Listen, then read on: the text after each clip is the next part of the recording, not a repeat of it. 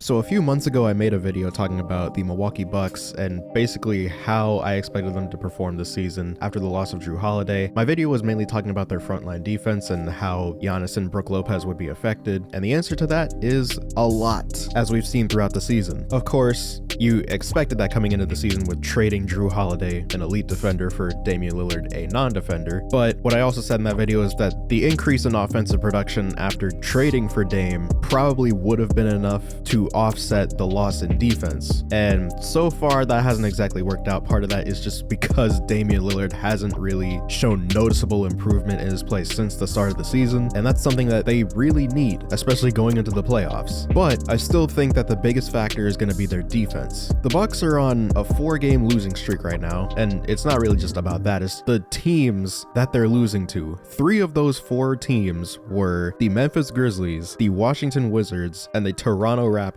who were on a 15-game losing streak going into that game. But the game I talked about in detail in this video is the last game against the New York Knicks, because it was another game in which they held a double-digit lead at halftime, and they were down by the end of the third quarter, and eventually down by double digits with about 4 minutes left in the game. And pretty much their entire issue in the second half was their ability to execute on defense, which is something that people have been talking about all season. We watched the entire second half on my playback channel, playback.tv/DoubleDworth. So if you have not become a member already, please feel free to go do that. I'll be doing a lot more playback streams, especially with the playoffs coming around. And also, if you're seeing this the day that it goes up, we're doing a Warriors versus Lakers watch party on Gold-Blooded with Legend of Winning. So if that's something that you're interested in, feel free to become a member of that channel as well. But for now, I'll just hand it over to my past self, aka yesterday. So 11-point lead going into the third quarter. Okay.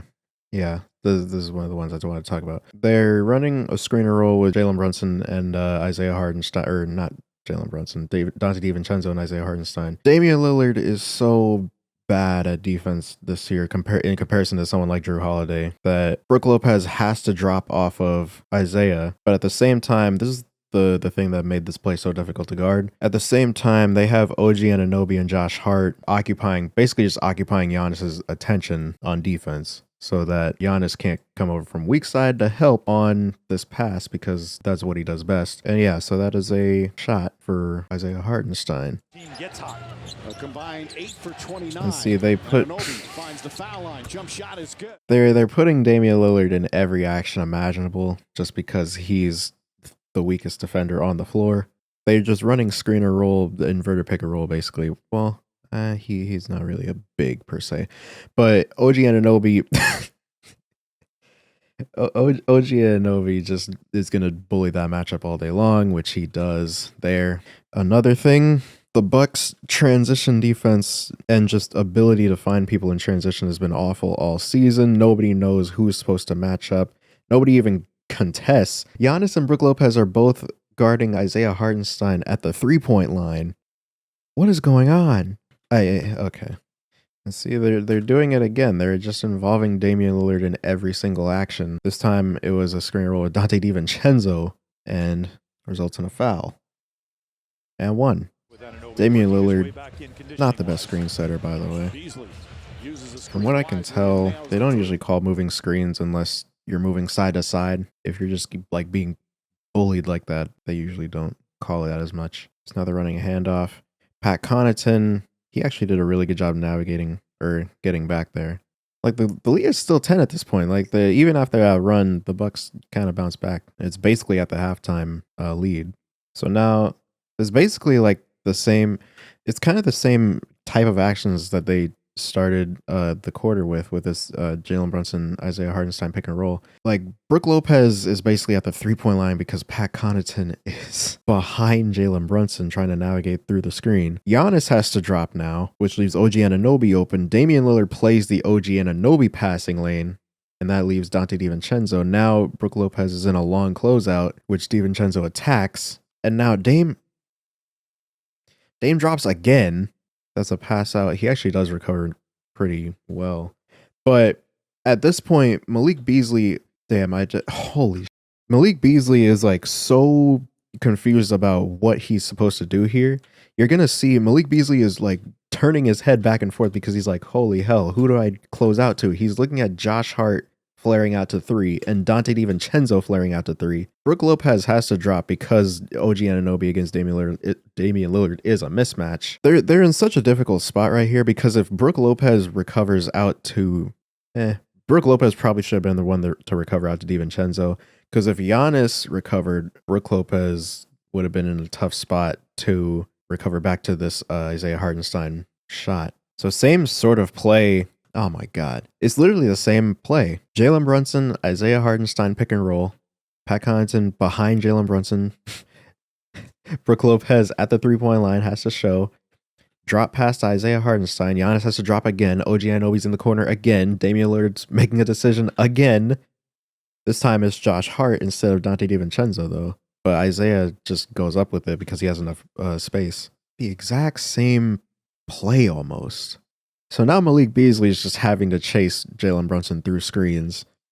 1, 2. Pat Connaughton has to respect Josh Hart. Brook Lopez is dropping because I'm assuming he thought that Jalen Brunson was going to just start driving instead of pulling up. And now it's a 2-point game. Absolutely incredible. So it looks like a big part of their problem is definitely on the perimeter. Oh, yeah, absolutely. I feel like this is the same problem that the Warriors are having with Draymond. Bro, Brook Lopez is having to cover so much because his frontline defense is Malik Beasley and Damian Lillard. I think I talked about it in a video earlier this season. I was like, if this is Drew Holiday, he wouldn't have to help on every single action like this. And like, if they're able to get Giannis far enough away from the play, then they can pretty much do whatever they want, because then he won't be in a position to help. Now they're getting Damian Lillard in action again.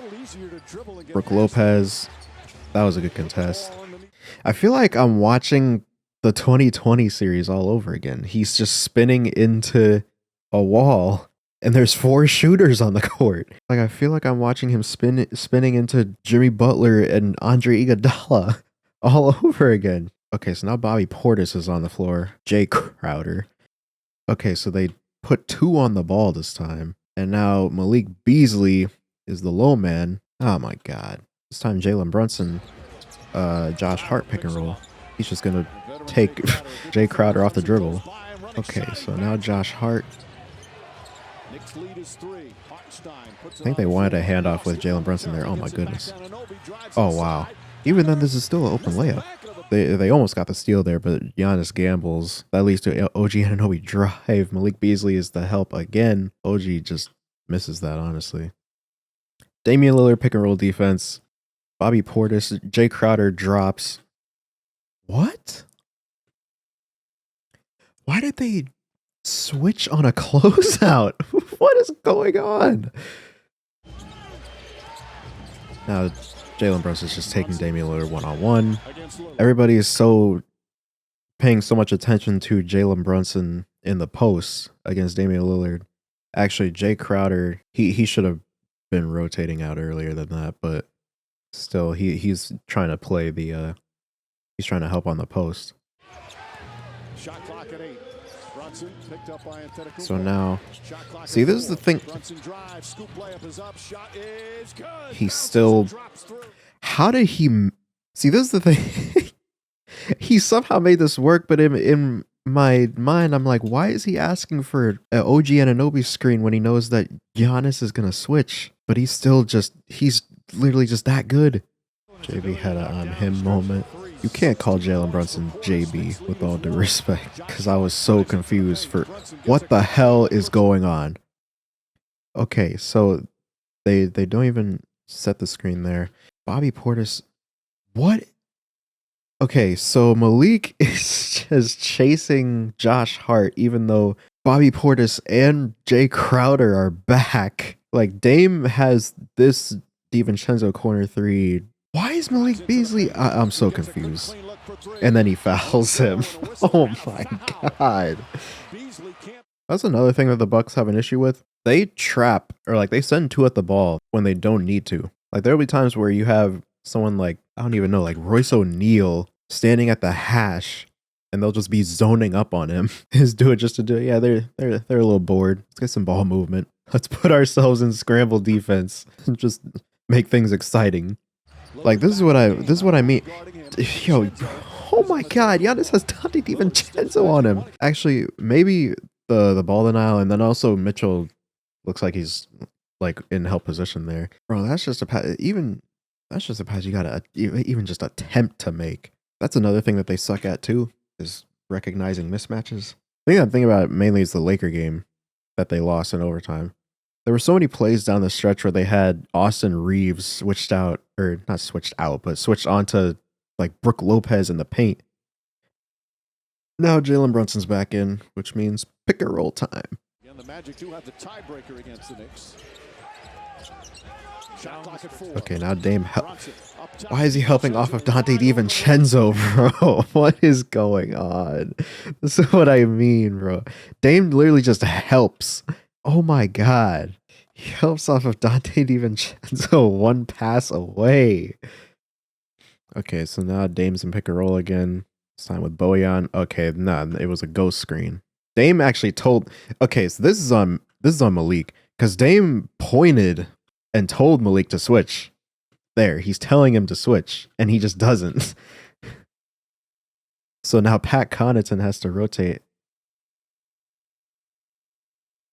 It's something that I don't think is necessarily a Doc Rivers problem. Doc Rivers definitely contributes to like what's going on with this team right now, but what I'm seeing right now is I would say mainly with like the execution on offense is something that they've always had, because that was their main issue in the Heat series last year, especially in Game 5, was their execution down the stretch of the game. From like just not calling timeouts when you got 2 left to all the like, oh my god, that well, I guess you can say Mike Budenholzer probably had other stuff on his mind.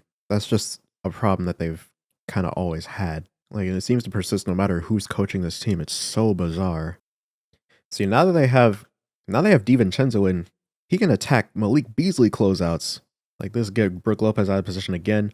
Now Giannis is caught between 2. Bojan Bogdanovic and OG Anunoby. He does recover out to OG. Malik Beasley took Bojan though, so that was good. 15 points here in the 4th. All right, Dame involved in pick and roll again. Get the switch they wanted. Malik is shading.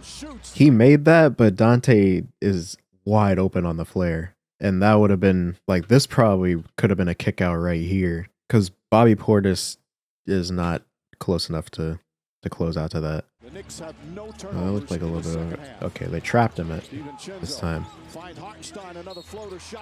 Even then, they're in a terrible position here, because, I mean, Josh Hart is wide open from corner 3 with nobody in position to close out to him. Okay, so now they get back to Malik is trying to trap again. And did a way better job of guarding that action in this play. Yeah, that's just Dante DiVincenzo. Game, I just, all right, I'm done. I've seen what I needed to see. Last thing I wanted to show, which I kind of just thought about. Y'all remember when the Bucks played the Warriors and they got absolutely smoked? There was a play in that game where I was like, what the hell is going on? Malik Beasley is guarding Steph the whole way up the court, right? And then GP2 sets a screen. AJ Green doesn't even... I'm so confused with what is...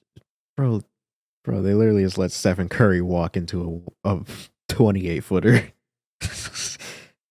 I don't think I've ever seen Steph be able to do this. I've been watching this dude for 10 years. Yeah, anyway.